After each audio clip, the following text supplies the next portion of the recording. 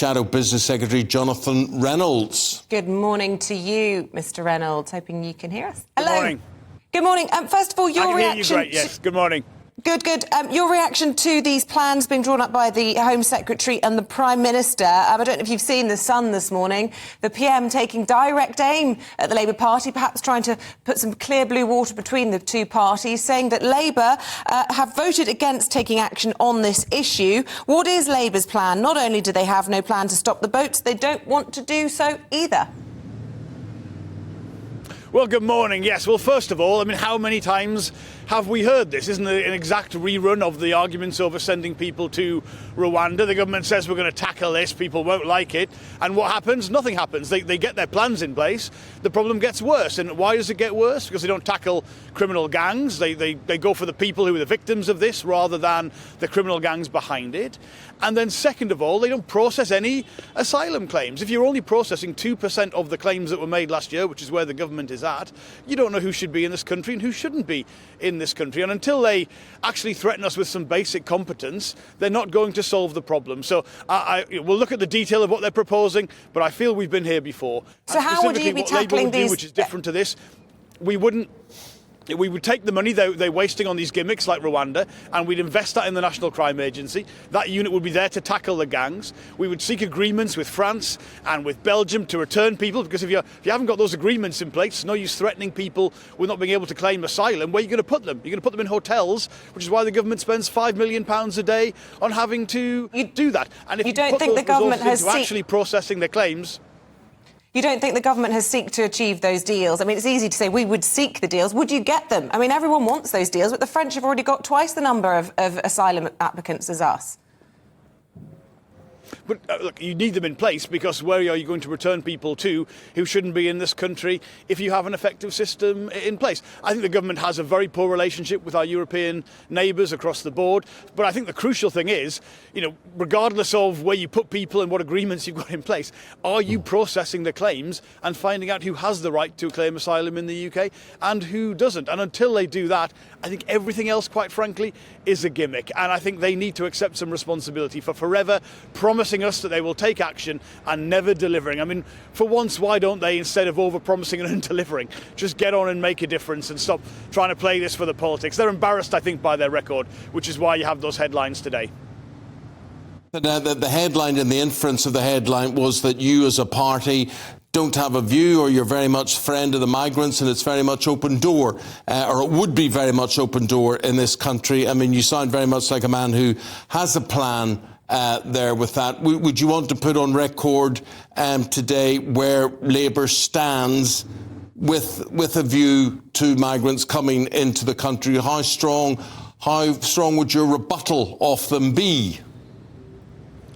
I think, quite frankly, comments like that from the Prime Minister are disgraceful. I mean, on an absolute minimum, if they were processing, as a Home Office, the same number of claims, the same rate of claims as existed under the last Labour government, they wouldn't have this problem to begin with. I mean, it is their incompetence which lies behind this, and everything else is a distraction. And saying people who want to focus on the criminal gangs and the exploitation and put real resources into law and order and tackling criminal activity rather than things like Rwanda, which, let's be clear, haven't solved the problem, because we're here again having the same argument. Saying that is people who want an open door policy is frankly ridiculous. And I think the Prime Minister, he has to be better than that. We all expect better than the Prime Minister, but ultimately he's back in this position because his policies, the things he has promised in the past, and the whole government this applies to too, it hasn't delivered. So we're back to where we've been many, many times before. And that is what they need to recognise. It's not our fault. They've got their own way. They've got a majority of 80 for crying out loud. They can do what they want,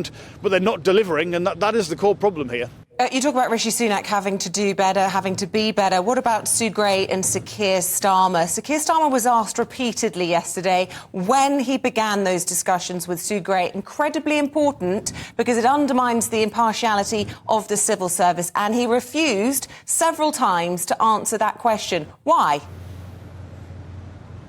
Well, because, first of all, I understand there's legitimate interest in that, because this is a high-profile person who's got a huge reputation for competence, for integrity. So I understand genuinely the legitimate interest in that timescale. The reason we can't put that into the public domain now, and we will in future, but the reason we can't do that now is there is a process to follow when someone is leaving the civil service for any job, and we're seeking to respect that process and do that in the way which it's supposed to happen in. But this is frankly all it's about, is the Labour Party wanting to recruit the best people to take seriously the responsibility we have as a party that wishes to take over from the government.